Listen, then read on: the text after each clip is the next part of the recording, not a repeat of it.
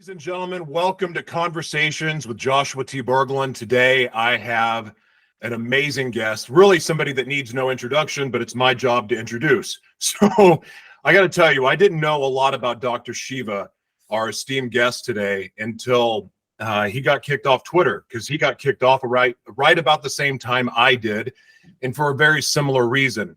That's what got my attention. And when someone catches my attention, I go take a deep dive into who they are and what they're all about.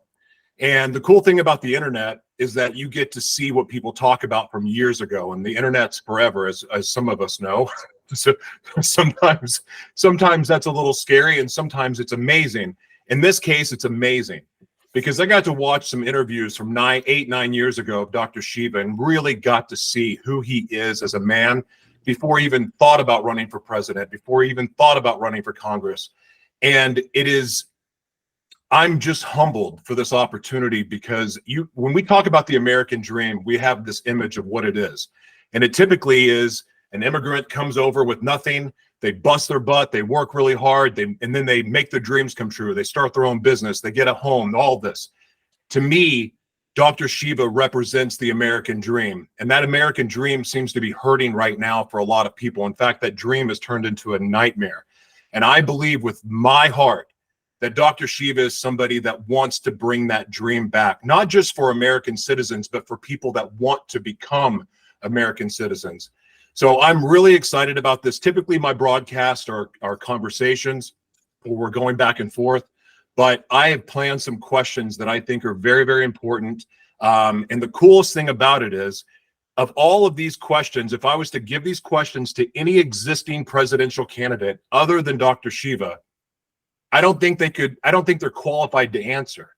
But Dr. Shiva is qualified to answer these questions, and I think they're very important, and I'm very grateful that you're here. Dr. Shiva, welcome to Conversations with Joshua T. Berglan. It is an absolute honor to have you here.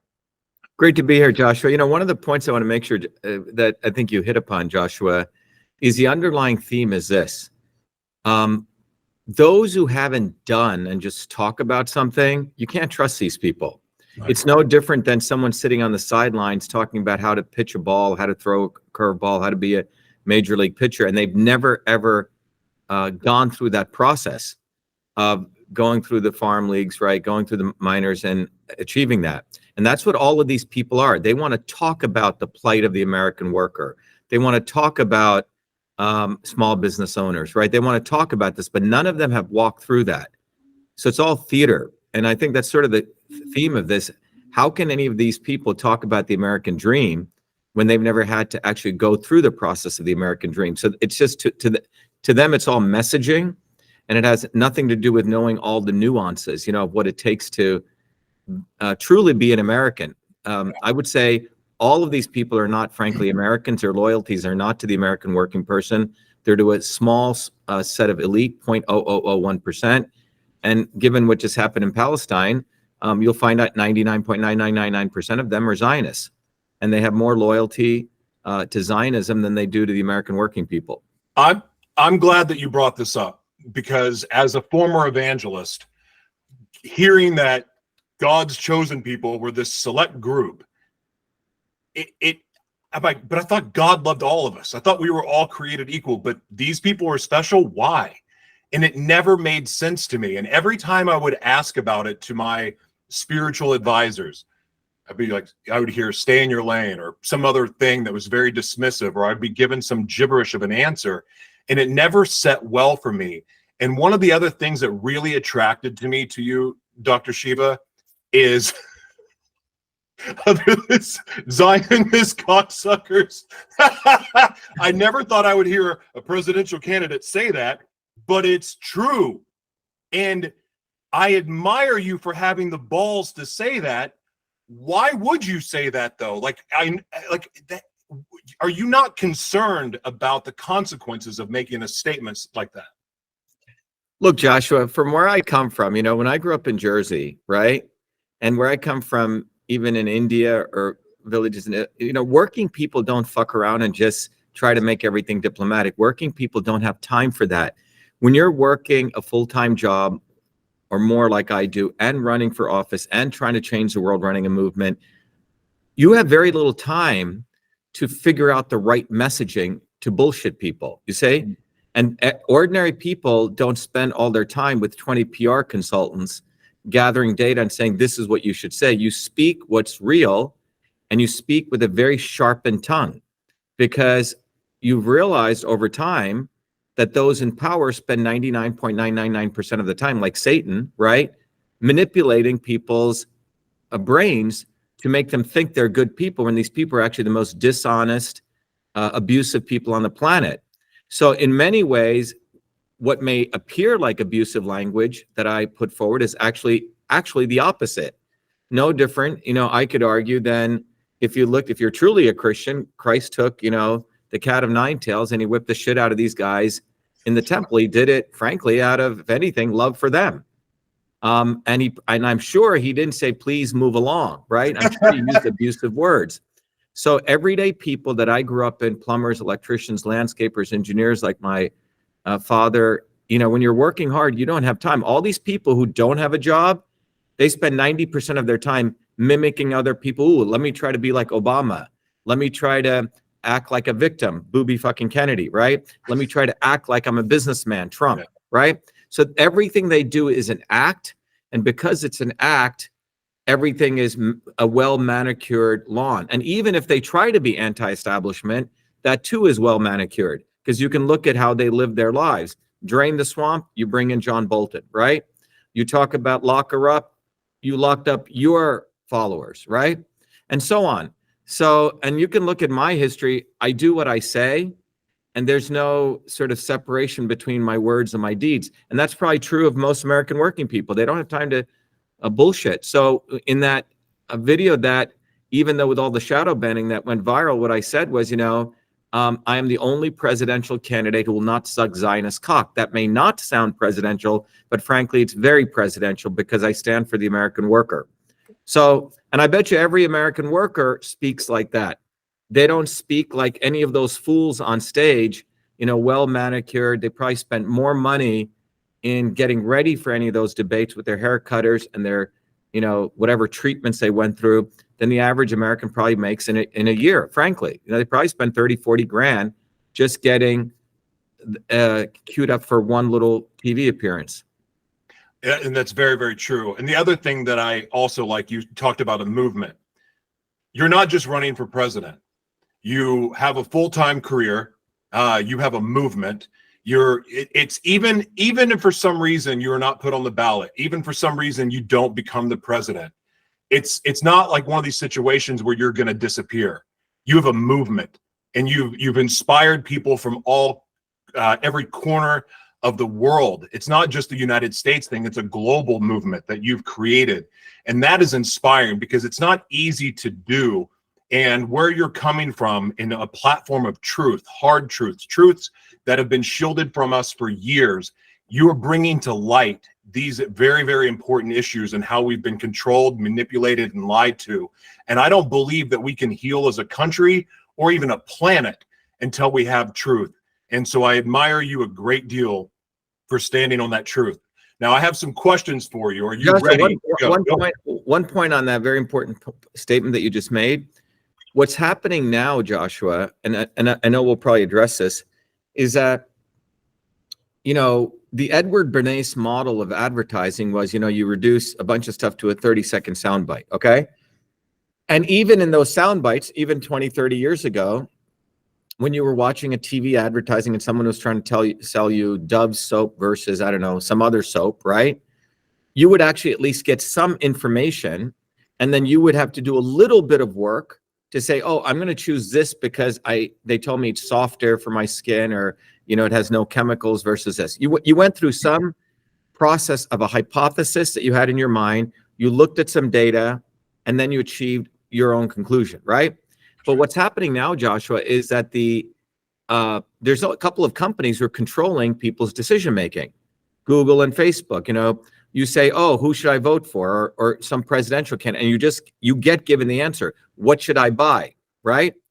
So what's happening is the average person today is not even going through the process of figuring out what's right for them.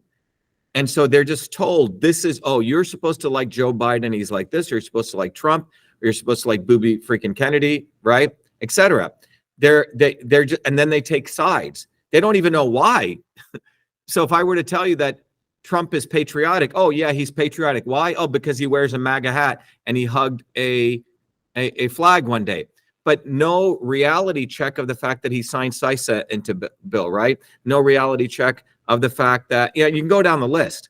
So one of the things that our movement is doing, and we're doing the work of what educational institutions no longer are doing, is teaching people how to think. Thinking means you have an idea in your head, you have to find the facts, and then you come to your conclusion. You say it's a scientific method. So we're teaching people that. So that's where we're able to, basically destroy ignorance. We're able to destroy these ridiculous ideas that Booby fucking Kennedy is for medical freedom, or Trump cares about the American people, he's a patriot. And you can go down the list. That our movement is exploding all of these and saying, look, you are actually a patriot. You actually care about freedom and truth. These people don't. And that is what we're doing. We're ultimately teaching people that they should raise their own self-respect, have dignity for themselves, have dignity for people like me and others who actually work for a living. And this is an abusive relationship that they have when they are even considering any of these morons, a guy who files a falcon, or, falconeering, right? Who bangs 28 women, in 1 year and writes a diary about it. Booby fucking Kennedy, by the way, right?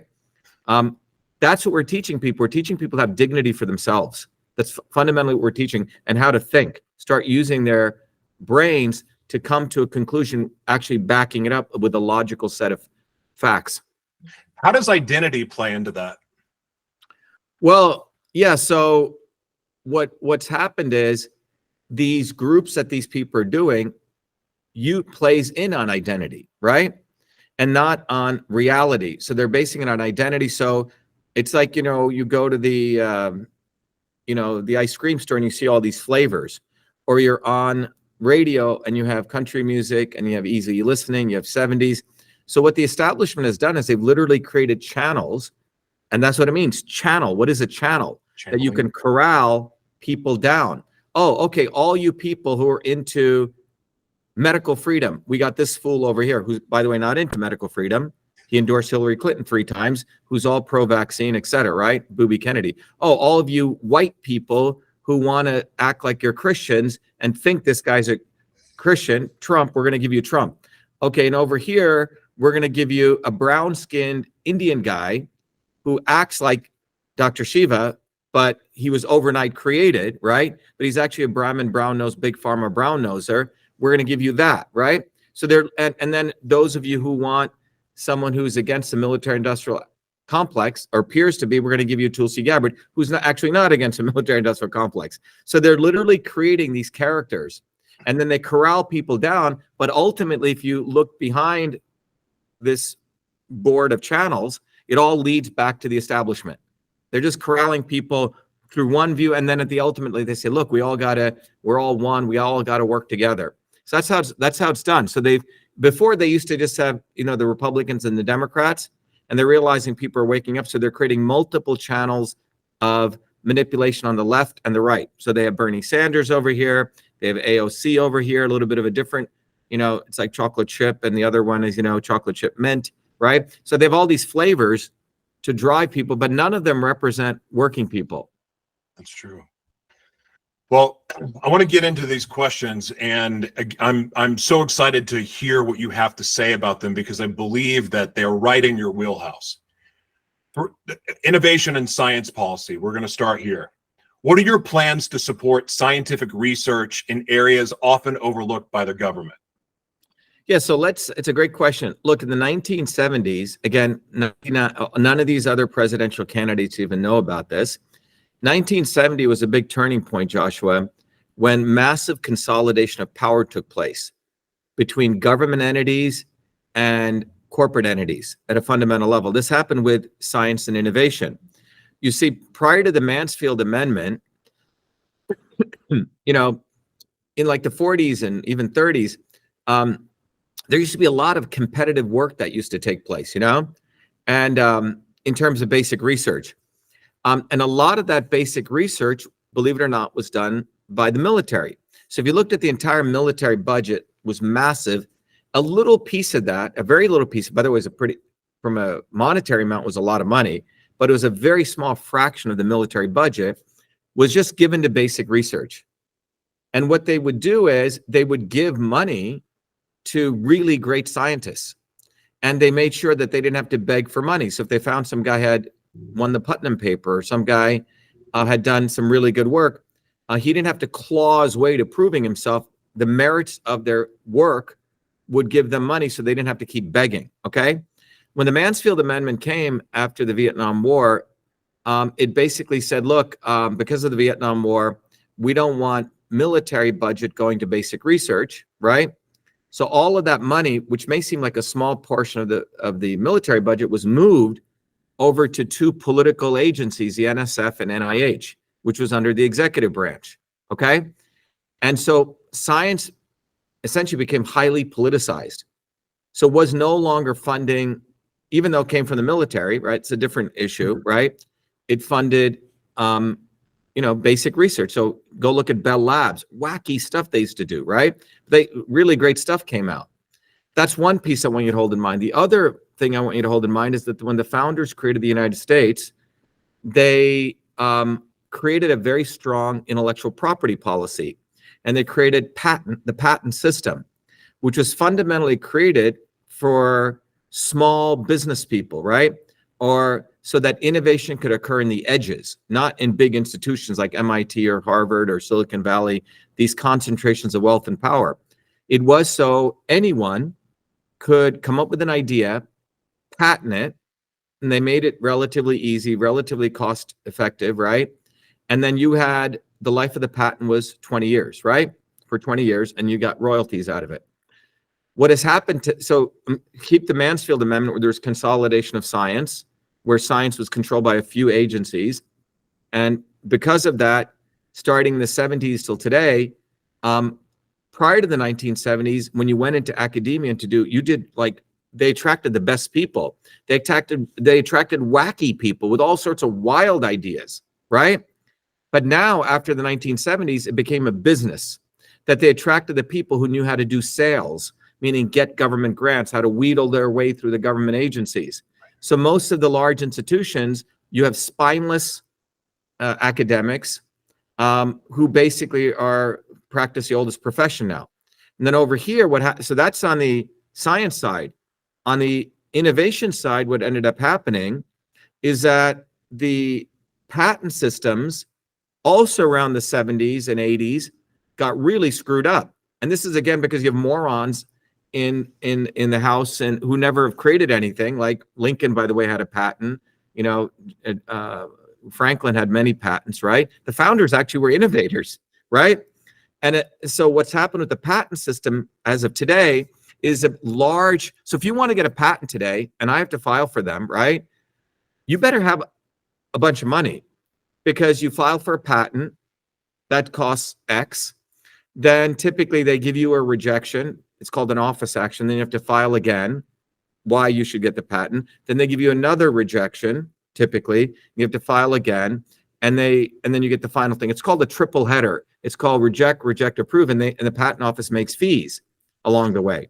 All right, it's a racket. Wow. So if you don't, and by the way, in software patents, they make much more difficult now with a thing called Alice, and I don't have time to get into it, right? So what's happened is, who gets software patents, for example? The big guys, Microsoft, Google. And Microsoft and Google and all these big companies want to get rid of patents. They want to make everything trade secrets. Trade secrets means, like, if you are walking around Microsoft and you say something in the cafeteria, they own it, okay? So the point is, the large set of 3 or 4 companies in tech and Silicon Valley, all the big guys, want to actually eliminate patents. And one way they're doing that is making it very difficult for the small guys to even get a patent. So over here, innovation is stultified, right? And over here, science is basically become a prostitution racket. And I'm not being hyperbolic about this, right? And I can give you one example in each area. So if you look at, literally, people should just Google Alzheimer's fraudulent research, University of Minnesota, you'll find this professor for 16 years ago, he wrote a paper about his theory of Alzheimer's, directing the entire industry to a certain direction. That paper had images in it, biological images called Western blot images, absolutely photoshopped. The guy moved the entire US NIH funding, $3.7 billion, because every Tom, Dick, and Harry cited his paper. Why? Because he was a big wig in the field, and he was, also a journal editor. Now, let me tell you why this is important. If you are a young scientist and you get accepted, you get your professorship in some institution, you have 7 years to get tenure. What is tenure?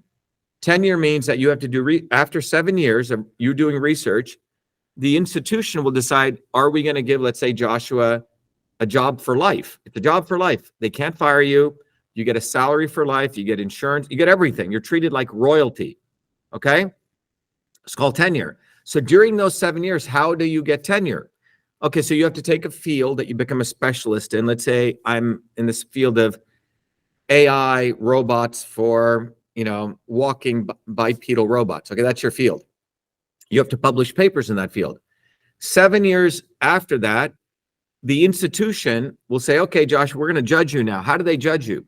They look at how many people cited your papers. Not that you may have published 1,000 papers, but no one else may have cited you. Why citations important?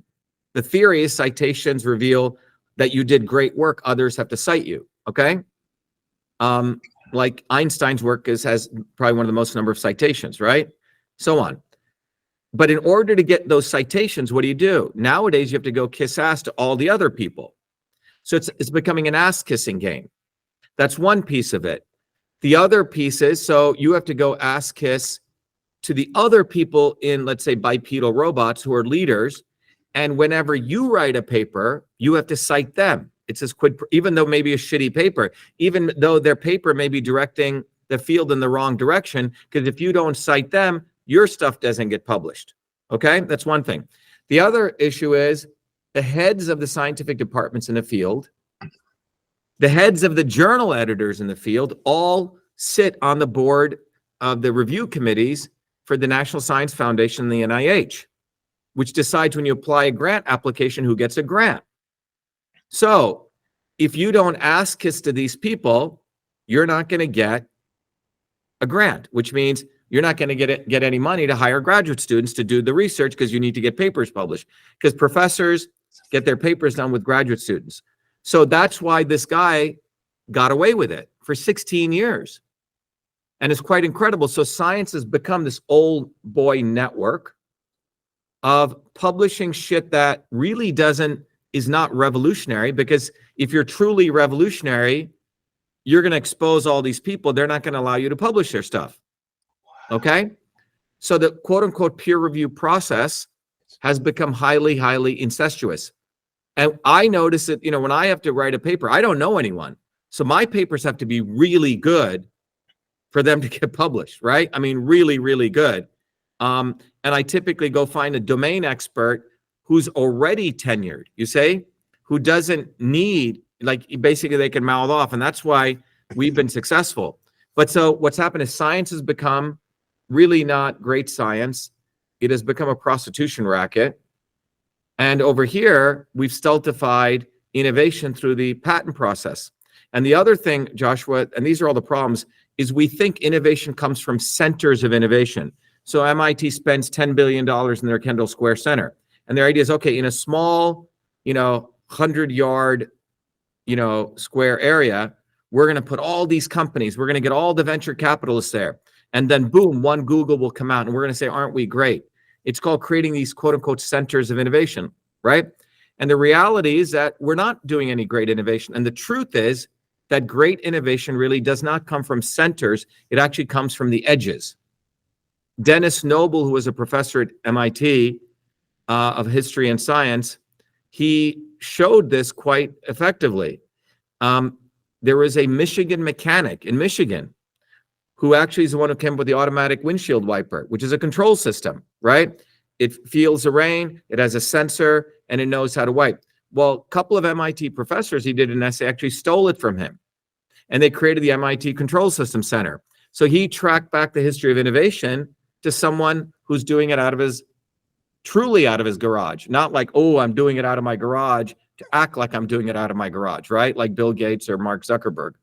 So this guy actually was a bottoms-up person. I created email long before I came to MIT in a small medical college in Newark, New Jersey. And I, recently went back to MIT. I was invited by the students to give a talk. And I spent most of the talk talking about the invention of email, because when the story came out and went to the Smithsonian, my biggest enemy was MIT. I was on the front page of MIT when I created many things while I was at MIT, Joshua. But when the news went into the Smithsonian, they were my biggest detractors because email was created before I came to MIT. That's what most of these academics are, spineless individuals who actually are not that bright. They got there because they know how to suck cock, okay? They really do. Zionist cock or otherwise, okay? And that's what happened in Hollywood, in art, in science, in technology. So we don't get the best people anymore. And you can see it in politics. All right? So what's the solution? Well, number one, the Mansfield Amendment should be repealed, right? The other thing that should happen is we should eliminate tenure. We should not fund any, to be specific, any of these institutions which are getting federal funds and supporting tenure anymore. Tenure should you go to an institution for 7 years, okay? Then get the fuck out and go get a job. Because many of these professors think they know it all. They literally are a caste system, like the Indian priesthood, right? And they think they know a lot, but they actually don't know a lot. They're very insecure individuals, most of them. So the tenure system must be taken out. And the way you do that is you don't finance, you don't give money to any of these institutions who have tenure anymore, which includes Harvard, MIT, Yale, Stanford, all these people, right? So you have to eliminate tenure. We have to have very, very criminal laws against academics who are journal editors and who sit at the head of the department and who are making decisions on who gets money. That's a massive conflict of interest. Would you create a bill to protect inventors? So like say there's a kid from the inner cities or anywhere that's not part of one of these organizations. Yeah, so it goes at the root of evil is these hedge funds and these venture capitalists, you see? So what the hedge funds and venture capitalists do is they go to like pension funds and they get their money. And then they say, we're going to give you 30% return because we're smart. We know how to invest in companies. They're not doing anything. All they're doing is an insider trading game. They just go and invest in their old friends in Silicon Valley. They create the companies that quote unquote succeed, you see? So the root of all this is that these large hedge funds and these large VCs, we need to cut their nuts off where it begins and not give them all of these tax breaks that they get because they're not really doing anything innovative except moving money among their own inner circles. You say that's one of the, we need to go at the source of this. And I have, so that's one. But the other thing that needs to happen is the patent process needs to be made much easier for everyday people, right? Right now, they're huge patent firms, right? Who spend a ton of money. So I think the way you do that is a patent office is running a racket and the patent attorneys are running a racket. They're all incentivized to keep the patent process as long as possible. So you need a lot of money to get a patent, right? So that's one of the things that really needs to be revamped right there. And we should make sure that, what Google and Microsoft and Facebook are doing to try to end the patent game doesn't occur. Because the patent process that was created by the founders is quite extraordinary. To give you an idea, 30,000 companies came out of MIT, okay? And those 30,000 companies now generate $2 trillion in GDP for the United States. It's quite a bit. Wow. So it's clear innovation is the key, but none of those presidential candidates have invented anything. They don't know how to innovate. And in fact, this guy, Vivek the Snake, his idea of innovation is he literally took money from his hedge fund buddies, right? $5 million who he hung out with. By the way, he also applied for an affirmative action scholarship, even though He is against affirmative action. Why he had $2 million in the bank, complete crook, okay? But he took this money and then he went and bought, he raises 5 million and this is what he considers innovation. He goes to GlaxoSmithKline, who already had a drug which had failed clinical trials over many years, 4 times. So he goes, gets a fake useless drug, puts it into a new company called Axovant, has his mother, who's a doctor, look at the data of the failed clinical study, throw out certain data of people who didn't complete the trial because it failed, and redo the data to say this was a very successful drug, and write a paper on it, and takes that and markets it around Wall Street, takes his company public, makes tens of millions of dollars, and then when they actually do the clinical trial, he knew it was going to fail, the company crashes 99% in value. That's not innovation. That's called financial manipulation. Or a piece of shit. Or a piece of shit. That's what this guy is, okay? And it's fascinating that none of these people, Fucker Carlson, Glenn Greenwald, ever asks him about that, right? Because all these people they're all part of the same clique. They all go to the same clubs. They all bang the same people. They're not one of us, Joshua. That's what's really going on. So they let themselves get away with all these crimes. So I have to do this dirty job of exposing these fuckers, and no one else will. But that's what they're doing. They're not doing innovation. So, but that guy is still out. Why is he even running for president? He should be in jail, in my view, right? He should. It was a pump and dump scheme. But that should be centered on mainstream media. Instead, they're trying to make this guy some, he's a brown-skinned, big pharma brown noser who's a bullshitter. And it's really disgraceful that none of these quote unquote people ask him about this. And there's many other stuff like this. But see, that's not innovation. That's bullshitting. Yeah. It's just pure bullshit. We haven't solved major problems like fusion. We should have fusion energy by now, okay?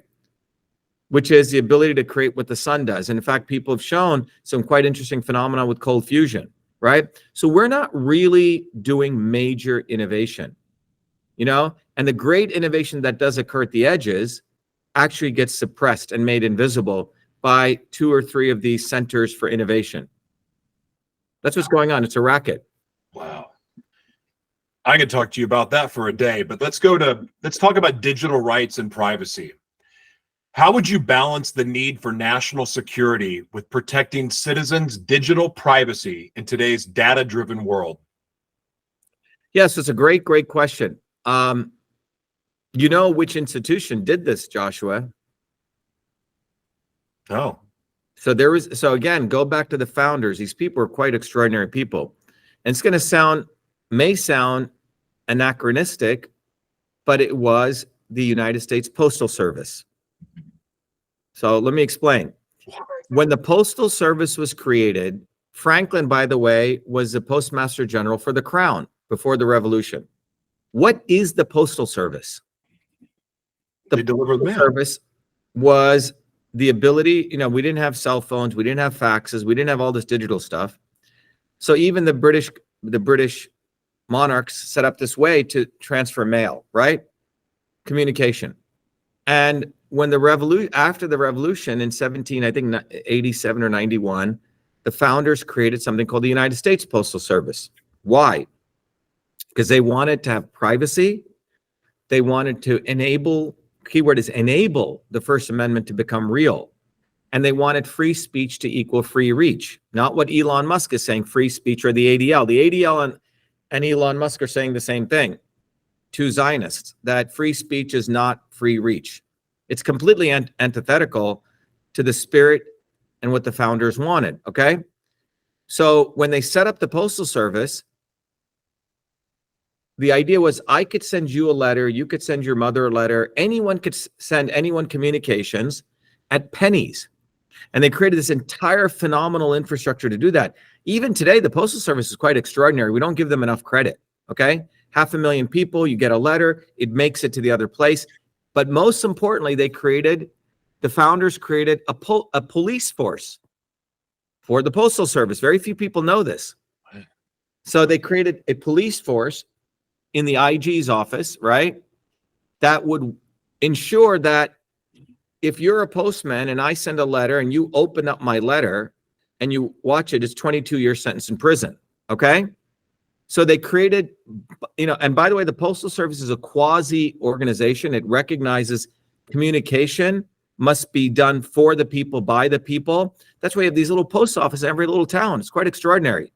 And these post offices would do everything. They would do banking. You could do all sorts of things, right? And you could get your passport, right? They really were the center for doing all sorts of transactions, very important transactions. But your privacy was premier. Forget encryption, forget all this thing of blockchain and all this shit, right? Which is all can be busted by better and better computing.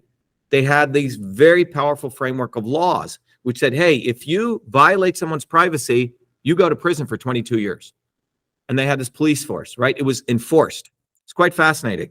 So up until 1787 to all the way to 1970, nearly 70% of the communications that went through this very powerful infrastructure was political communications.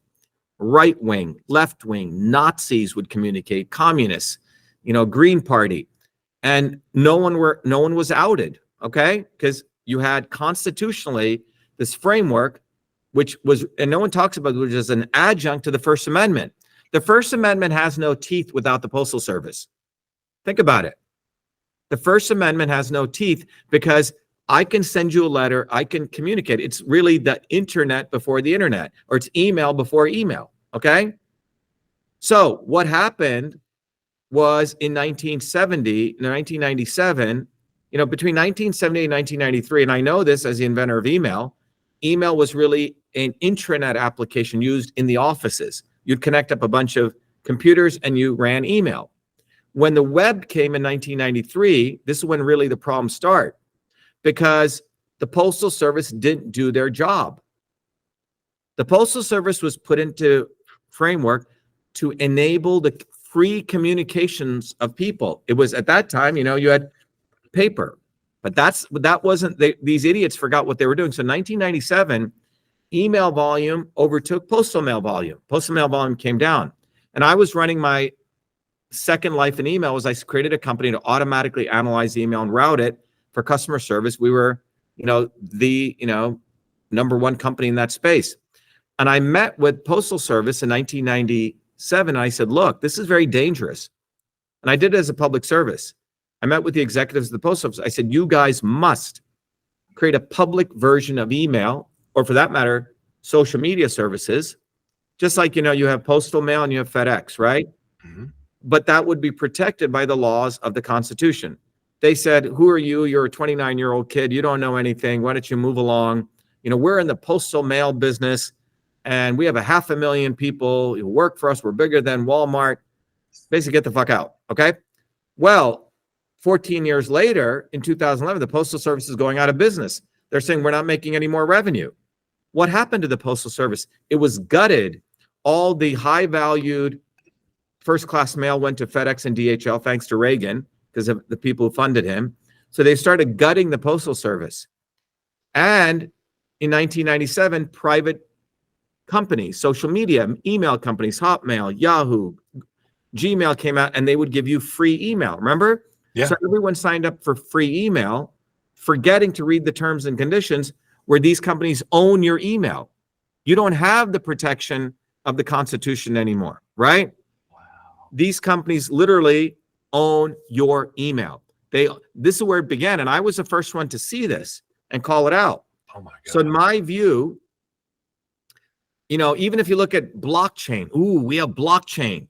Well, the communication between me and you through the blockchain is still done through their infrastructure, which is now owned by private companies. Certain things, Joshua, must be owned by the people, like air should be owned by all of us, okay? Right? The highway system. In my view, these things are public infrastructure.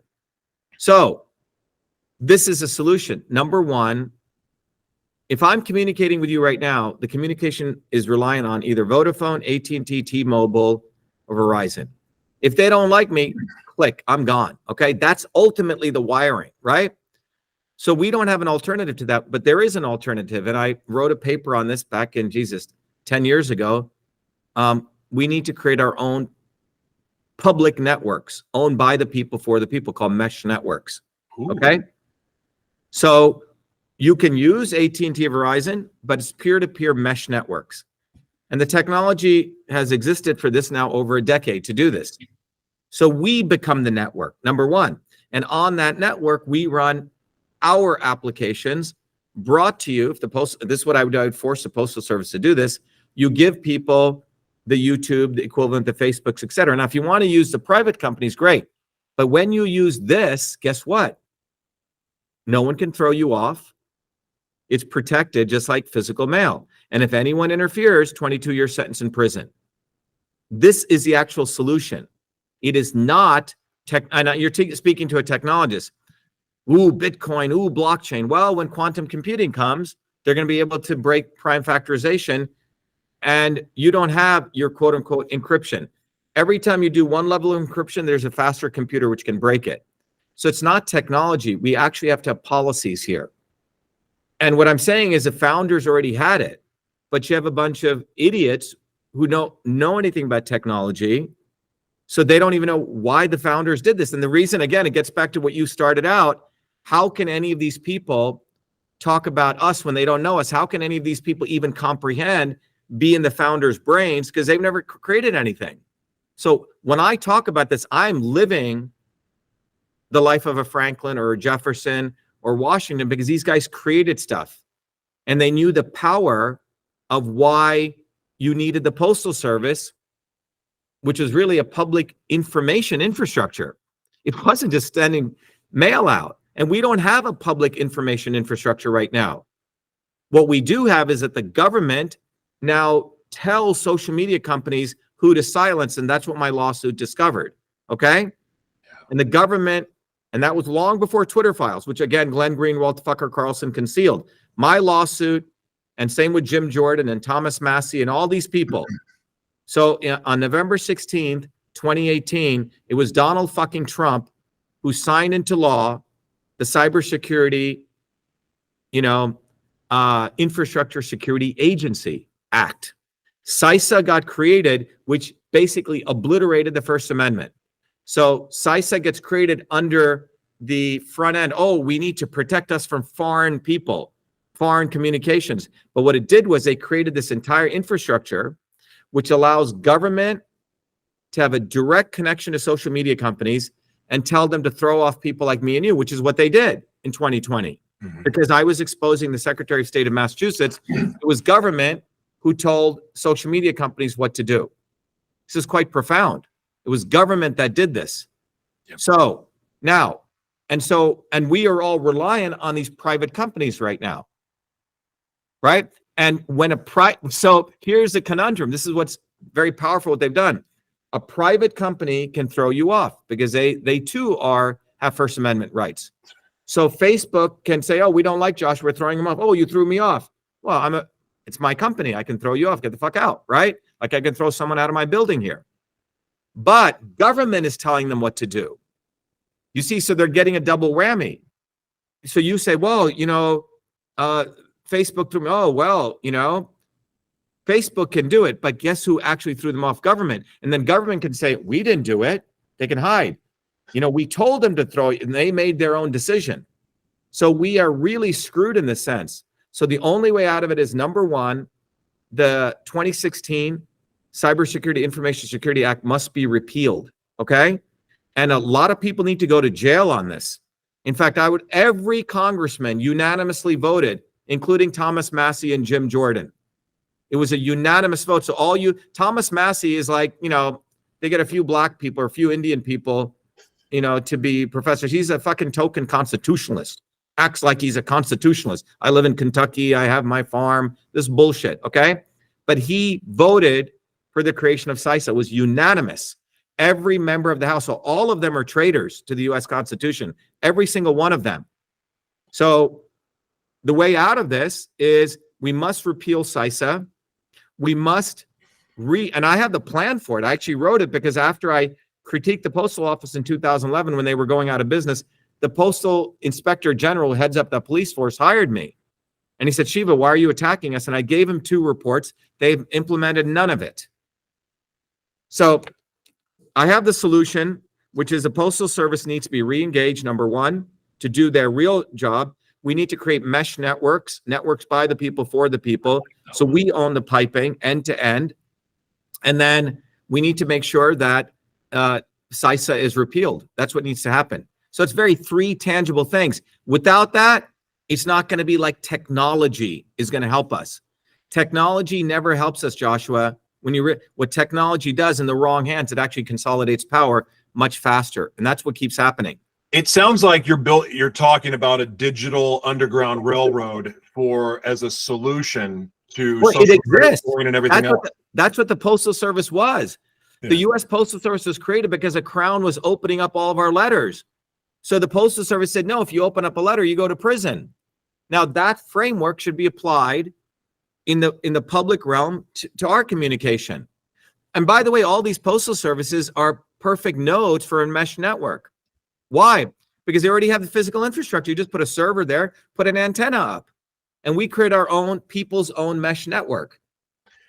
I just watched a YouTube video earlier today talking about how I'm going to say this word wrong, subsidize China for mailing, because China can ship products over here for no cost. And the question is how? They're cheap products. How do we do that? Yeah. Our government is subsidizing. Forgive me how I said that. Subsidizing, yeah. Thank you very much. Yeah. Our government is doing that for China. Isn't that, after everything you've just said, and then that little nugget, that makes this a very messy situation with our U.S. Postal Service, does it not? Yeah, look, the Postal Service is basically one of the most abused institutions and the most really powerful institutions that doesn't get the credit they deserve. Jeff Bezos abuses the Postal Service, right? The only reason he's making all this money is because of the Postal Service, okay? And by the way, when Trump was in office, I met with his doofus son, Trump Jr., and I said, look, I have a plan to save this. And he said, go talk to Charlie Kirk, who's another idiot. I mean, it's really fucked up how these people really are. They're a bunch of morons. And, they would hang out at the Trump thing, just drinking and hanging out in their little cliques. They don't give a fuck about solving anything. They perpetuate stuff, and their goal is to then create a controversy, and then both sides make money sending emails on, oh, he hates me, she hates me. You see? That's what's going on.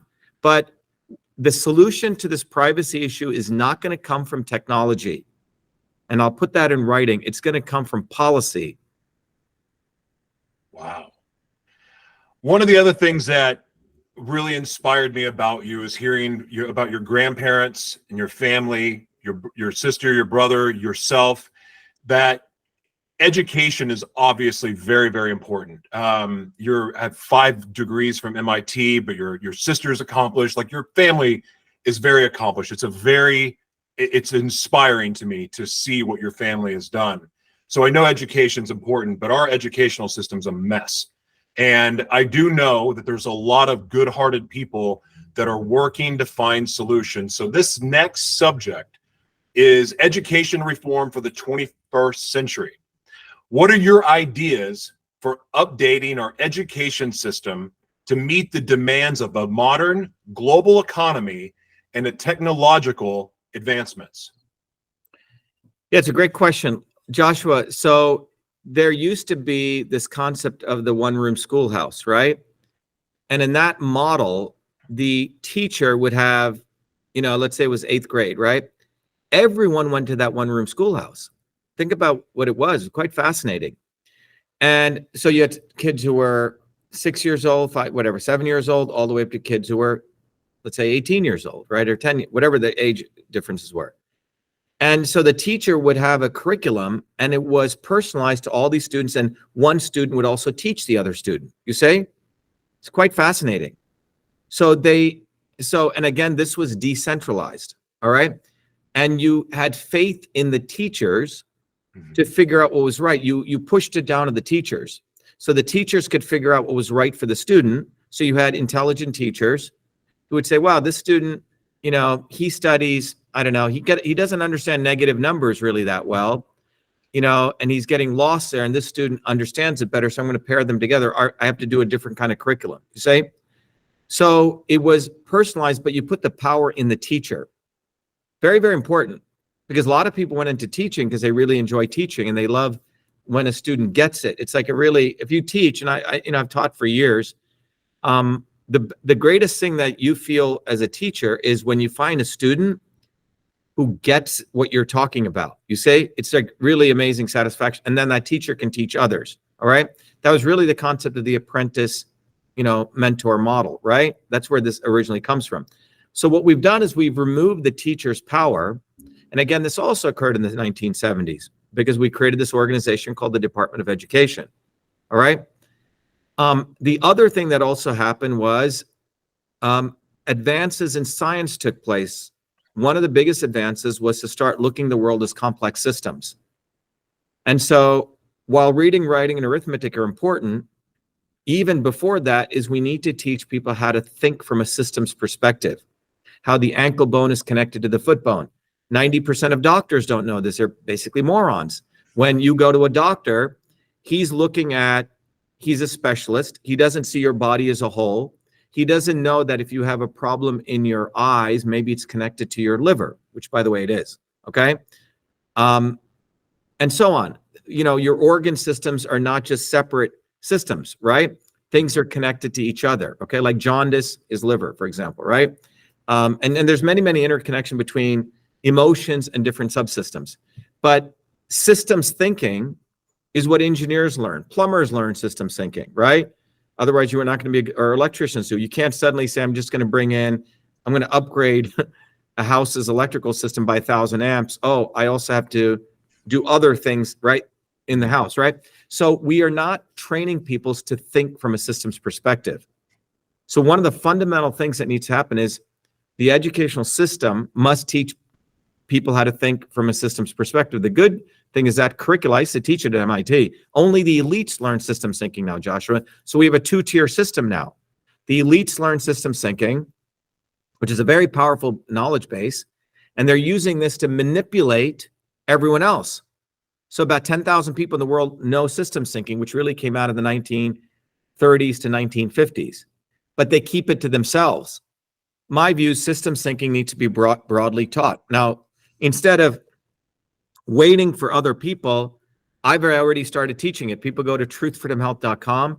We teach people how to think from a systems perspective, I know you're recording this, but John will play it before we end, But this systems approach is what I used to teach to the elite students, but I've made it like Prometheus bringing fire to the earth, accessible to everyone.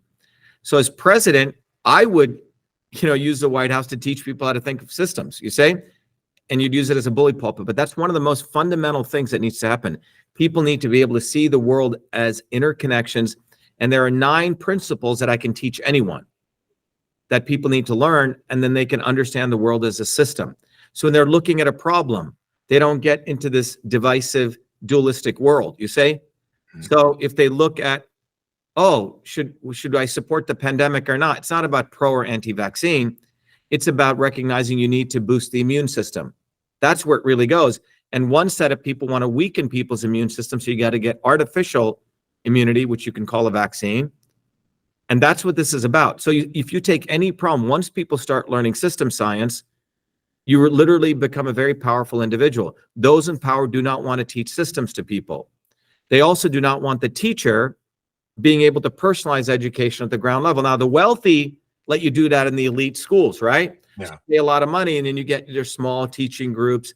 But they don't, it's really funny, the same super wealthy people who talk about diversity and inclusivity, they reserve personalized teaching for their kids, small classrooms, and the teacher figures out. But the rest of the other people, poor white people, poor blacks, poor brown people, they have to go to these public education system where it's one size fits all. And they can't. And so what's happened out of that process is you don't get teachers who really enjoy teaching, right? You don't get the personalized teaching that students deserve. And people clearly are not learning to system think. So again, a two-tier system. one system for the elites. They learn how to think from a systems perspective. They learn about systems. They get personalized knowledge, personalized tutoring, and the rest of the people remain in the dark. It's literally a caste system. That's what they've done. The swarm wants to have these two tiers in everything we can talk about. And it starts with education. And to your point, Joshua, you know, when I was growing up in India, I should find that picture. There's a wonderful picture of my mother, you know, this dark-skinned Indian woman with all these light-skinned Indian men. Here's this non-Brahmin Indian woman in the deep South, be like Mississippi, right? A black woman in Mississippi gets to go to school with all white dudes, okay, at Harvard. Not even at Harvard, right? And that was my mom. And she was quite extraordinary, right? And my dad grew up in war-torn Burma with nothing. He didn't see his first book, I think it was 10 or 12. So my parents had a great regard for education because to them, it was a way out of their slavery. So that was pounded into me, and I want to pound that into people. The only way out of this slavery is knowledge, but the right knowledge to destroy ignorance. And that is system thinking. That is individual, you know, one-on-one. I mean, I still teach every day, man. Thursdays, everyone should come to our open house. They're great. 11 a.m. or 8 p.m. I spend probably 8 hours. And I don't think any other presidential candidate will do that or give me money for it. We do it free. Free. 11 a.m. and 8 p.m. EST. We teach people how to take care of their body. We teach people how to do local farming and buy locally. We teach people how to think systems. We teach people the 7 secrets of innovation. And we don't charge anyone anything, Joshua. Absolutely free. You don't even ask for donations. What's up with Yeah, so here's the deal. You know, fucking Kennedy, a billionaire trust fund bitch, right? Is give me money, right? I need to get on the ballot. Trump give me 15 million. Because A, he doesn't have any ground support. Everyone for him needs money. He needs money. Why? So he could get, you know, his wife Botoxed, so he could make sure everyone coming to his home, so he could bang another 28 women and, you know, in some Swiss chalet, wherever the hell, you know what I'm saying? These people are sickos. And so everyone needs to recognize, why are you giving these people money? You have, the average American maybe has $400 for a rainy day. Why are you taking $100 and writing it to Trump, who has a golden plated toilet? Why are you giving it to a guy who, you know, trains falcons? Okay. Let me throw a baseball at him and see if he can even catch it. Okay. Falconeering. That's the sport of the Saudis, right? The sport of kings.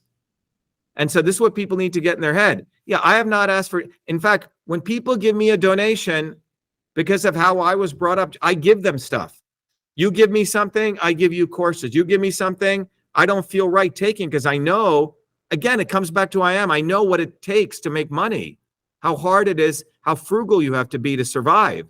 So when someone is willing to give me money, I better give them something. If they're giving me money, okay, here's a bumper sticker. Okay, here's System and Revolution. Here's my course, because you're going to, you know, we do leadership training. We don't charge anything. So these people are all scumbags. They don't know what giving really means. They have no idea of being an unselfish human being. But where I grew up, where ordinary people grew up, we survive by helping one another. The ethos is already there. We don't need blockchain to help each other. We already help each other. So this is what people need to get in their heads. The incentive models were already there. Yeah. Right? So this is what I'm saying. None of these people have any fucking idea what I'm talking about. They think I'm stupid, you're stupid, we're suckers because we give away stuff. That in this hour that I've been speaking, I've been saying, give me money, I need donation, they think we're dumb. I don't have this question planned, but because we're talking about education, kids with unique needs are something I care deeply about because I was one of those kids. But we have a rise of children that have ASD and other mental health issues, some that were caused by the shutdown, some caused by, I'm not going to say these things because I don't want to get us kicked off.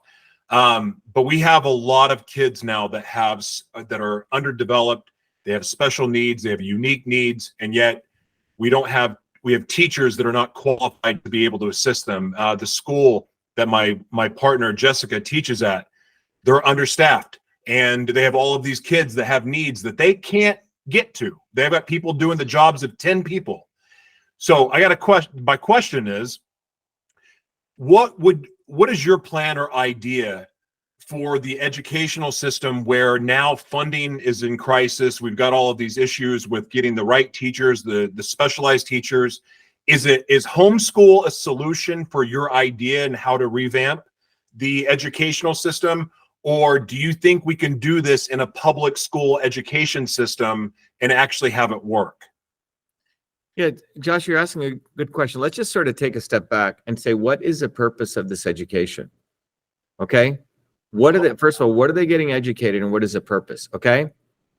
So, if you go back to my grandparents' time, I think my grandmother may had second grade education. My grandfather had maybe third grade, My parents were the first ones in their village to get educated. But why did they get quote unquote educated?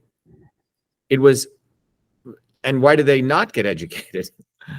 What education did they have? Well, they were farmers. They knew how to plant seeds. They had tremendous skills, actually, right? They knew how to, my great grandfather could do math in his head on 1/16th, fractional math, right? Because that's how you had to work when you were dealing with farming stuff or doing building, etc., right?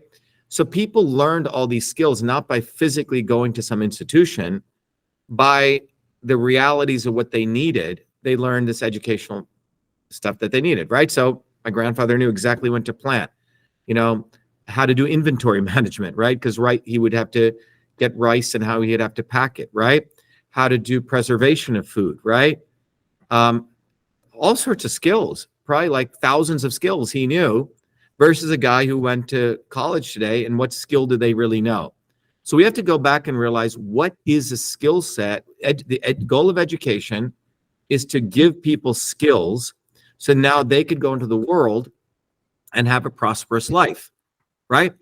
I learned how to program by the time I was 14 years old. I got a full-time job. I didn't need to go to fucking MIT. MIT benefited from me, seriously. In retrospect, they found me. I didn't even know about the place. They used my knowledge that I got from these public school teachers, and then they gave me the MIT degree to act as though they did something for me. See what's going on? Wow. So think about what I'm saying. Yeah. These big institutions are actually almost like education trafficking organizations. They're finding already the best people, and they sucker them in to say, ooh, I got MIT now, right? And a lot of students, when I gave this talk at MIT, this kid said 90% of the kids here are very depressed because their parents pushed them to get in these institutions, and that was the goal, okay? So it seems like the goal of a lot of this primary school education is to get you into a big school, and then you're done. So parents are spending tens of thousands of dollars to hire consultants to make sure Johnny learns this and this and this so he can apply and get his SAT scores well and write his essays. So the whole thing has become a racket for these big institutions who are already getting good people that they put the brand on. In fact, in the 70s, when we had really good teachers and we were at the tail end of it, my teachers worked 3 jobs. And I've shared this before. My chemistry teacher won the best public school teacher. He worked as a general contractor, as a carpenter, and as a teacher. And he put 2 of his kids through school. That's the only way he could do it. But he was the most amazing chemistry teacher. All right. So point is, I actually learned stuff. I didn't need to go to MIT. I could have gotten a job when I came to MIT, by the time I was 20, I bought my own home because I would go to MIT and I was still doing my own jobs, full time. So what is the purpose of education? That's the first thing we got to think about. Well, you could talk about it. Well, is it teaching you to be a good human being? Is it teaching you life skills? How to get up, how to eat properly, how to dress, how to, behave in the world, right? How to be respectful. There's that ethical conduct, right? Is it teaching you that? Is it teaching you how to survive in life, right? How to create a little to-do list, right? How to write a nice email, right? How to interact with people. And you got to find, John will tell you, my assistant, because my parents didn't teach me this, my educational system. I had to teach them that. And I have had to do this with hundreds and hundreds of employees because they didn't learn it. So life skills, how to survive, how to be resourceful. Do you know how to be resourceful? You only have $20, right? How are you going to stretch that almost like $2,000? Do you have the skills on how to do that? You see, to me, that's what my grandparents knew. Resourcefulness. You have a little bit. How do you survive with that? And then do you actually have tangible skills? Okay, do you know how to measure something? Do you know how to do the Pythagorean theorem? So if you have to calculate something, do you know how to do surveying, right? Do you actually, what are the set of skills you have? Can you program, right? Do you know how to start a printer and turn it on? A friend of mine literally had a woman that she hired, large corporation, and the young girl said, oh, the printer's not working. And she said, oh, did you check the printer for paper? She goes, oh, how do you do that? Okay. What I'm saying is everything is being packaged, including getting into these big institutions. Mama and Papa are teaching them how to pass the SATs. And then when the kid gets there, so we have to really go back and think about that, right? So what I'm saying is we really have to look at by these ages, what skills do these kids have? Actual skills. And I think that's what needs to be talked about, Joshua. Now, once you identify that, there's many ways to teach those skills. You could have homeschooling, right? Where, parents teach it, communities teach it, right? It doesn't necessarily mean you have to go to school, right? What are the skill sets we want to have, right? And then you figure out what the purpose of these schools are. But to me, it's all about these skill sets. And it can be done through homeschooling. It can be done online. Some people may want to learn on their own. Some people need one-on-one connection. But I think that's what needs to be done. And everyone says, oh, the quote-unquote fake anti-establishment, oh, I'm going to blow up the Department of Education. Okay, but what is your actual program?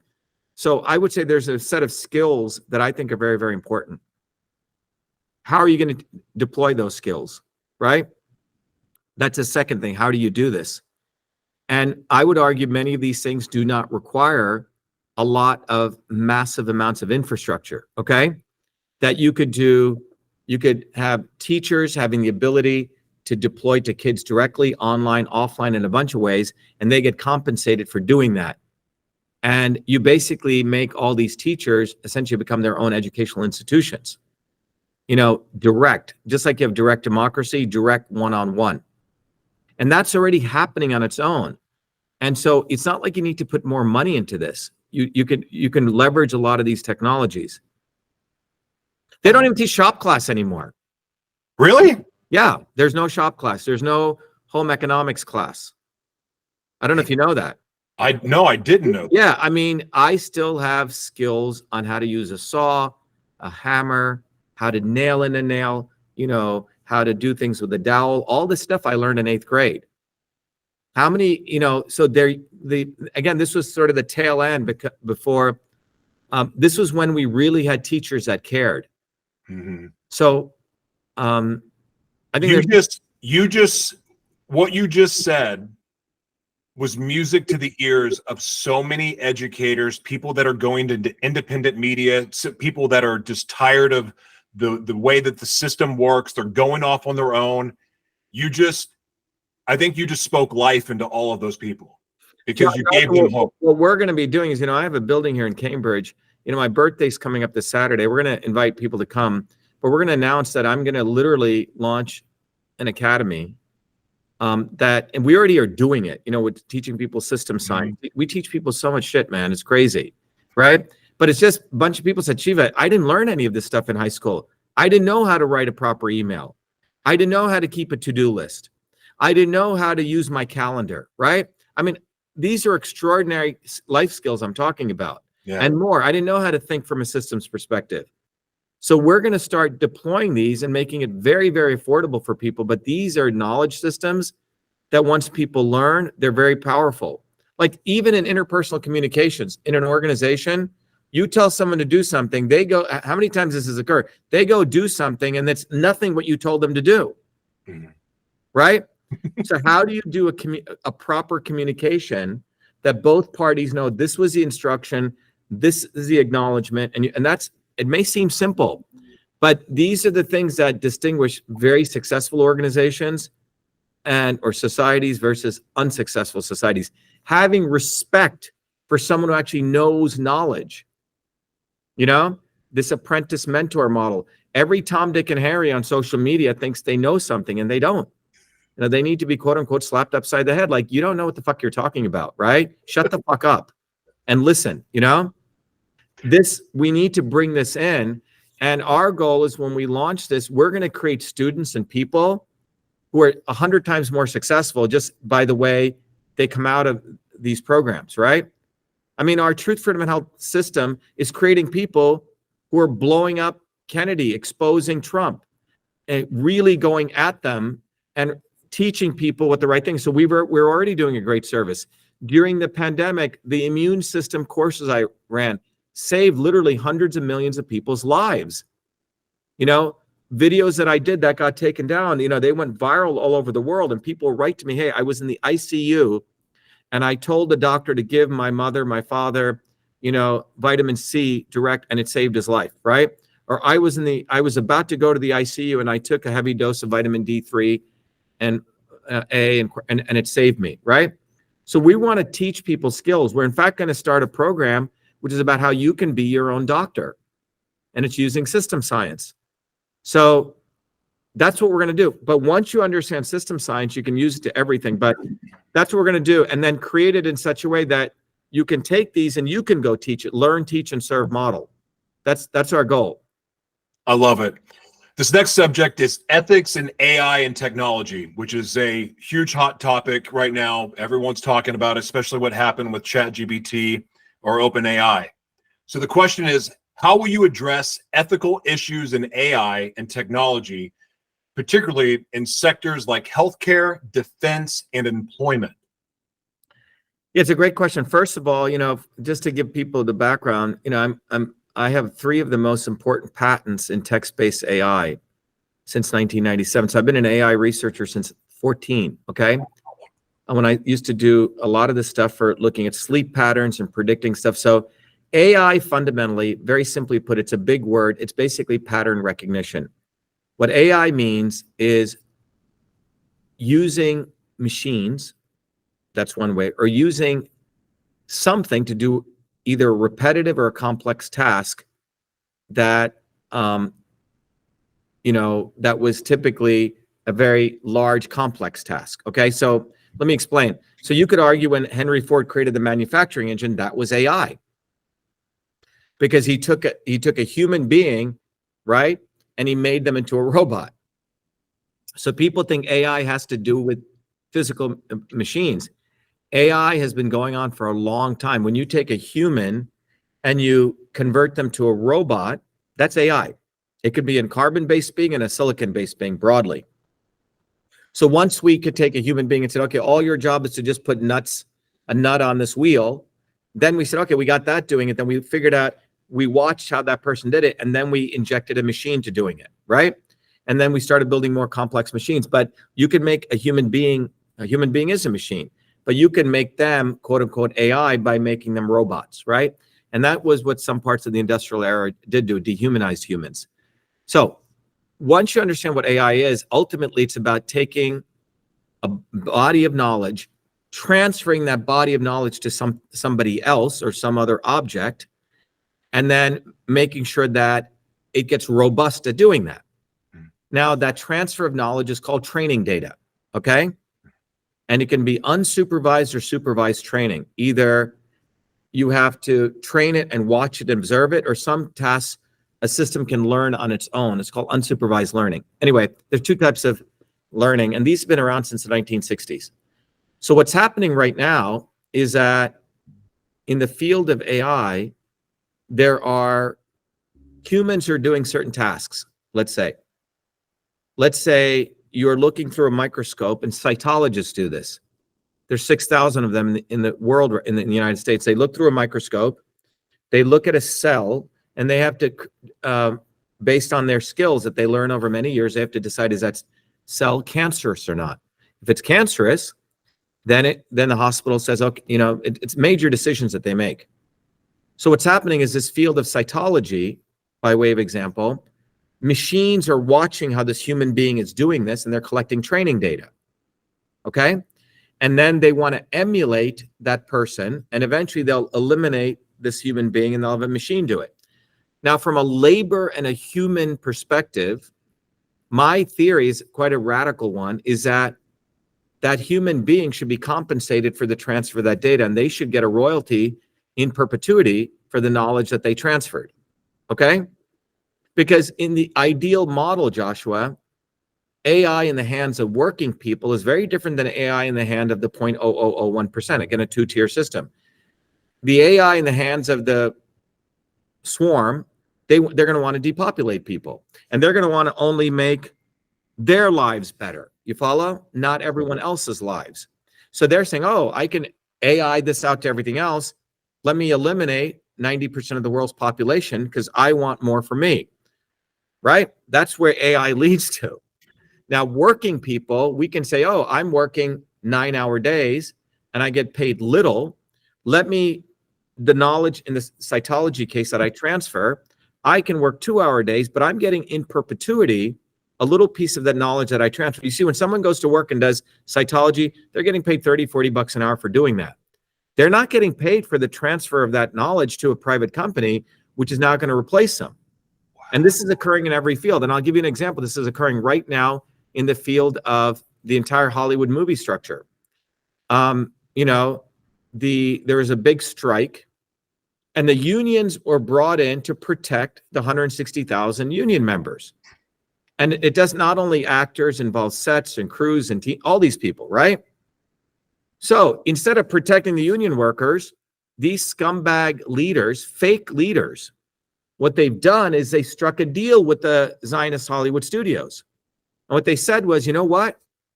We're going to allow AI. And what they did was very fine print. They said, okay, before you, let's say you have 160,000 actors, you can start using digital replicas of them. And by the way, the technology is quite extraordinary. You can literally replicate you or I right now, Joshua, in terms of stuff we've done. So the machine learning has gotten quite good. So now what happens is a A-list actor who has a lot of money, he can negotiate his terms. He can say, okay, you can make, Tom Cruise can say, you can make a digital replica of me, but you're going to have to give me royalties. The union won't do that because he can lawyer up, and he can do that, and he can get multiple movies in the same year. The poor young performer or artist or even set designer, if they're given a role or an opportunity, they're going to have to, the studios are going to say, I'm only going to give you this role if you consent to AI. Like, I can make a digital replica. And if you're an up and coming person, you're going to say, okay, right? You don't have the same power as a elite actor. So Hollywood is creating these two-tier systems. And this is what unions were not supposed to. They're no longer a union of solidifying all workers, right? So the unethical activity that's going on is that companies are essentially stealing people's knowledge and brain. They're not compensating them for that. And they're going to create two tiers of worker structures. And that's what's going on. This is at a very, very fundamental level. It's quite dangerous. And this SAG-AFTRA events that's going on with the Screen Actors Guild is going to set the basis for every field. And that's why the quote-unquote 2 union leaders are running that are all scumbags. Because what they're also doing is that the union gets a little piece of royalty from the digital replicas. So the unions have become one with the union, with the bosses, you see? So where that goes, it's going to lead to depopulation. It's going to lead to unemployment without wage compensation, you see? But if you're a skilled electrician and you put your life into it and your knowledge is being transferred, that knowledge, you should get a little piece of the action. That's called truly, again, getting back to intellectual property. Yep. I love what you just said. I'm very passionate about independent media. And the reason why I'm passionate about it is because without media and the knowledge of media and being able to tap into the available tools, I would be homeless still. I wouldn't be able to get a job. I don't have a good education because I thought I was an idiot growing up in school because I couldn't learn the way they were trying to teach me. Yeah. Regardless of those reasons, mental health issues and beyond, media is the very thing, the vehicle that has taken my life from being in the gutter to nothing to living the life of my dreams and getting to interview you. I mean, that wouldn't happen without the tools that are available free, by the way. So I want to address what I'm saying, Joshua, with AI, the policies have to be constructed that they help the broad mass of working people and not the 0.0001%, this two-tier model. And you're seeing it occur right now with this SAG-AFTRA bogus union, which has sold out its people. So what are your strategies for closing the digital divide? Like, how are you going to assist these underprivileged areas to keep this from happening? Because I think it's the underprivileged areas, the people that don't have access to all the bag of goodies that some of us have. That's where all the genius comes from. That's where the and I know that from having created email in Newark, New Jersey. Yeah, okay? absolutely. So the bottom line is innovation occurs in the edges, not in the center. So this concept of center of power is actually a bogus concept. Most things occur in the edges. The great things occur in the edges, you know? So one of the big things here is, you know, there's three aspects that engineering teaches you that exist in every engineering system. The movement of information, matter, and energy, we call it transport. The conversion of information, matter, and energy. These are three of the principles we teach in our systems course. And the third is structure or infrastructure, okay? So we have more than enough capabilities right now to offer significant infrastructure to every human in the United States, okay? And again, these postal services could be places for that. The buildings are already owned, the real estate exists, they have infrastructure, right? So the ability to give people internet access, right? All sorts of high-speed capabilities all through a mesh network all exist, right? So my point is the technology actually exists. We don't need to create new technology. It's the policies are now owned by the 0.00001%. And the only way to overcome this is we have to educate a broad mass of people, Joshua, about what I'm saying. Like, it's not like we need to we could stop creating technology right now. It's about the deployment of the existing technology with the aim of educating broad masses of people versus keeping it to a small set of people and creating these two-tier systems, right? So why is it one set of actors get to protect their digital replicas and the rest of people have to be slaves, right? So once you do a movie, they own it and they never need you again, right? Why does that system exist? It exists because the people owning these technologies are the 0.001%. This is why we need a systems overhaul. And if you look at this graph here that I've shared on healthcare, that red line is the life expectancy, how it's going down in the United States. Oh my God. It's going downward, right? And the rest of the world. So over the last 60 years, the elites have put policies that are destroying the health of everyone. So your child will have a shorter lifespan than you right now. So that leads to the central thing that those in power don't give a fuck about anyone else. That's right. And so their power needs to be taken away from them. And the only way to do that is not, you know, supporting Tweedledee versus Tweedledum, but people need someone like me, right? They need someone who actually knows how to build things, fix things, and actually is one of them. And in order to get over there, people need to raise their consciousness and start having respect for themselves, not having respect for Donald Trump or Booby fucking Kennedy or any of these people. Those guys don't work hard. That's right. Right? They don't. You've said a lot that our country has been taken over. And in fact, I've heard you say it a lot in interviews.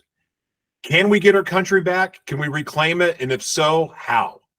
There's only one way that history shows us, through a massive bottoms-up movement that is highly conscious of how you build the bottoms-up movement. Let me repeat that again. It's like saying, how are we going to achieve flight? Well, you need to understand the principles of flight so you could build the machinery that can teach you how to fly. That can, sorry, not teach you, but that can put you into flight. So the only way to win at this is you need to not only have the consciousness that you need to build a bottoms-up movement, but also the tools on how do you build a bottoms-up movement. And in some ways, they're self-reflective, because in order to come to the conclusion you need a bottoms-up movement, you need to study a little bit. And you need to study the history of how change actually occurs. Change has always occurred through everyday people's names who we do not know, the real heroes, who have decided to connect with their neighbors and build these bottoms-up movements. It occurred during the late 1800s and the early 1900s, right? A little bit in the 60s, you say? But it is these bottoms-up movements that have changed the world, not booby fucking Kennedy, not Trump, not Bernie Sanders, not AOC, none of these people. These people are the fly traps that the establishment creates, so we think they're going to do something for us. But they exist to corral us back into the establishment. Now, what I just shared with you, Joshua, can only occur once you understand that the world is in fact a system, a complex system. And one of the principles of systems is the concept of a self-organizing system, which takes a system into different transitions. It took me about 50 years to write a book called System and Revolution. And people don't have to get it, but I recommend you do. But you'll actually understand what is a system. So you don't have to spend 30 years at MIT. How systems undergo phase change, which I call a revolution, and how those revolutions come. And you realize it's like the 100th monkey thing. Once people, you don't need to convince all 8 billion people, but when enough people understand, I think it's about 10,000 people really get it, the concept of beyond left and right. When people, and that's why these people like booby fucking Kennedy and Trump are so good, because for me as a teacher, they're extraordinary tools. Because you can say, look at this moron, he's part of the establishment, look at how he's manipulating you, look at his background. It's a teaching tool. And you can say, see, they're not going to do shit for you, because all they care about is bullshitting you so you support the swarm again. And the only way out of this is you have to build a bottoms-up movement, which they don't want you to build. And that's why they make me invisible. And that's why they'll make you invisible. That's why they make you not have any faith in yourselves. That's why they make you disrespect yourself. That's why every microsecond on all the mainstream media, they're hitting you with so much psychological, messages to actually demean you and elevate themselves. They constantly creating these two-tier systems, right? That's what they do all day long. And the ultimate goal is for you not to honor yourself as someone who actually gets up and actually does an honest day's work, and to put your faith in them. So that's the only way. And so our movement, Truth, Freedom, Health, is doing that, Joshua. And so everyone should go to truthfreedomhealth.com, come to our open houses where you can learn how to do this for yourself. And then our campaign for president gives finally people an opportunity of to raise their standards, to see one of us, me, in them, and say, wow, this guy is one of me. Why am I even considering these morons? And then they have to get over the hump. Ooh, I don't think if you could win, you're running as an independent.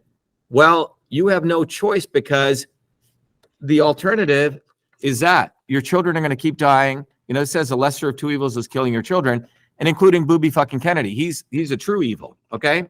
He's a lesser of the lesser of two evils. This is my last question. And it's actually one of my favorite ones to ask you, is because one of the things I respect about you so much is the fact that you are working a full-time job while running for president at the same time. And filing lawsuits. And doing election systems integrity work. And getting on the ground and running actual demonstrations. And, walking my dogs and making sure the house runs, So it's really a 24-hour job. And people tell you, and I do this because of the great respect I have for where I came from those working class people who gave me what I have, and my grandparents, and that's who I honor, working people, and that's why I work so hard. Well, I was going to ask you what your typical day is, like what time you get up in the morning and what time you go to bed. Like, what's your day like, day in, day out, especially right now? What happened to me was something, and I don't recommend this to everyone, okay? Since I was 12 years old, I used to go to bed at 2 and wake up at 7 because I wanted to achieve. So I would, wake up at 7, go to school, and then do sports from, I think, whatever, like 4 to 8, soccer, or, and we were on very large division teams where we were 13-0. Baseball, some people said I could have become a Major League Baseball player. I wasn't. I was pretty good, you know. And then I'd come home at around 8, you know, then have dinner, and then go from 9 to 2, man, doing lots and lots of problems. My dad and I would do all sorts of very complex problems, and I would actually help my father because my dad couldn't speak English that well, but he was a phenomenal engineer. And he would always be getting screwed at work. He was paid 1/3 less than his other engineers, and he would always be solving problems. And then he would have to do reports. And then I would end up typing all of his engineering reports up for him to help him.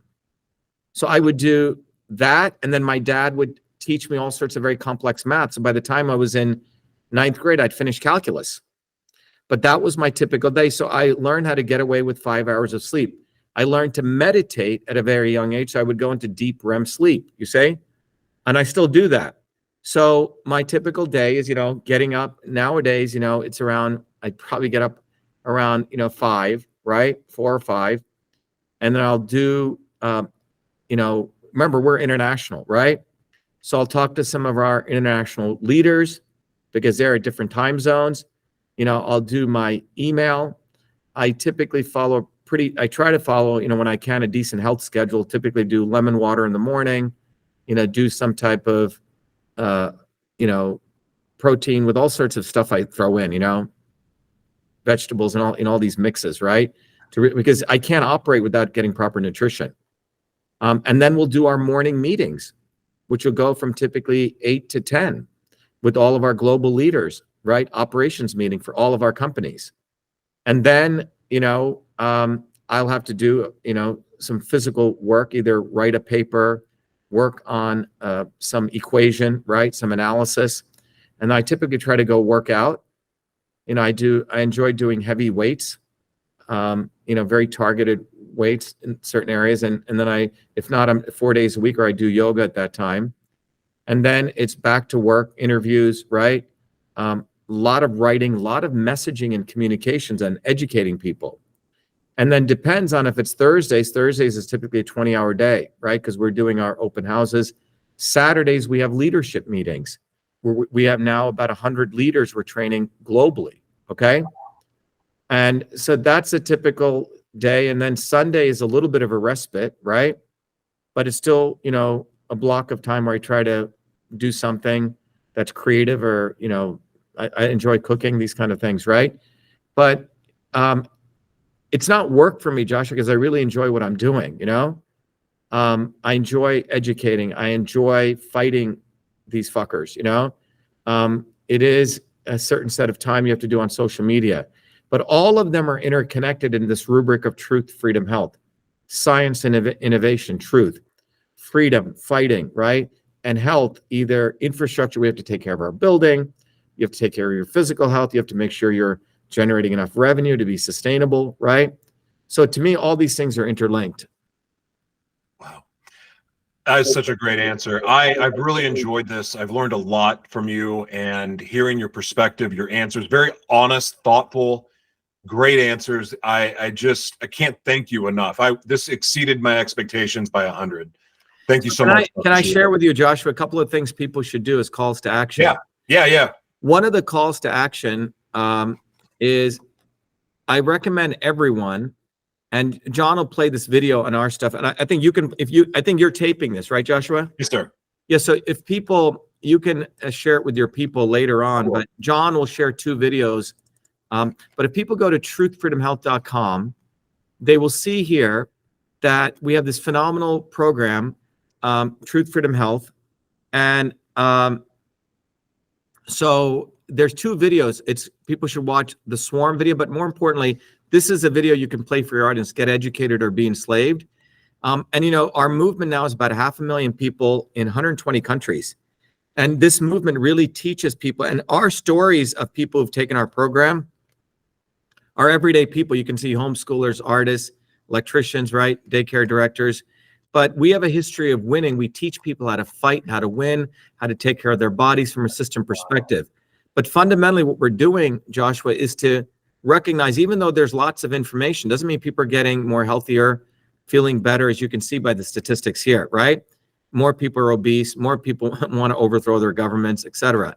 And the reason is because all this information is being fed through the lens of ignorance, where people get deluded or complacent or desperate into this left and right. And by the way, these are the people who you think are helping you. But these are the people who are the manufacturers of that ignorance. Okay?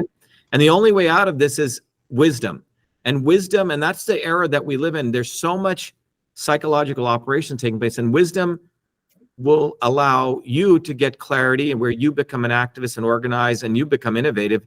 But the only way you get to that is knowledge, and knowledge is different than information. It's understanding the science of systems. So I recommend everyone go here. John will play the video, but the key video is, this one right here on the right, get educated or be enslaved. The other thing that I would recommend people go to is, for our campaign, go to Shiva for President. And I want to encourage everyone to go to Shiva for President and get one of these bumper stickers. Why? Because this bumper sticker makes you a activist, because a lot of our people, Jonathan, work full time, but they can put this on the rear windshield on the lower left and 100,000 people will see it. The other thing is they can also become educators overnight. If they go to the free downloads, there's a flyer. You see that, Jonathan? Jonathan? I'm Joshua. I see it. Sorry, Joshua. Yeah. I was talking to John here. Sorry. And what you see here is this flyer everyone can download and they can print. Okay. And it educates people. The left side teaches people what's going on all over the world in the United States. Life expectancy is going down. And this is not because of the vaccines or any one thing. It's because of a whole system of policies that we need to overhaul, and we need to overthrow the swarm, or we need to shatter the swarm. They can understand who is the swarm, who is our enemy. It's not the Rothschilds or BlackRock. It's not any one group. It's a whole bunch. It's a systemic operation. And then the right side gives them the solution. They can watch our campaign video. They can get educated or be enslaved by becoming a truth, freedom, health warrior. And they can obviously come to our open houses where they will learn how to take care of their body, shop properly, okay? Education, right? Governance, etc. So that's what we recommend people do. So I hope that helps, Joshua, but that's what I want to share with people. I've watched the swarm video about 10 times, and it would make sense to anyone, regardless of your belief system and what you've been indoctrinated into. Watch that video. It is a wonderful job of delivering truth in a way that anyone could understand. And it takes a systems approach. So when you put this together, Joshua, they can watch that Truth, Freedom, Health Systems video, not the swarm video. And then they can also go to Shiva for President and play the campaign video. All right, Joshua, I hope this is valuable. Thank you for your very thoughtful questions and your kindness. Yes, sir. Thank you. I'm rooting for you all the way, Dr. Shiva. Right. Well, get it out to everyone. Yes, sir. Get it out to everyone. Everyone support what Joshua is doing. We need more people who are open to really looking at things how they are and supporting us, not them. It is us versus them. Don't let anyone tell you heal the divide like fucking Kennedy is. It's a bullshit. We're not here to heal the divide. We're here to make sure that we expose what the real division is. The 0.0001% versus the 8 billion people. There is a divide. So let's get them. All right. Thanks, Joshua.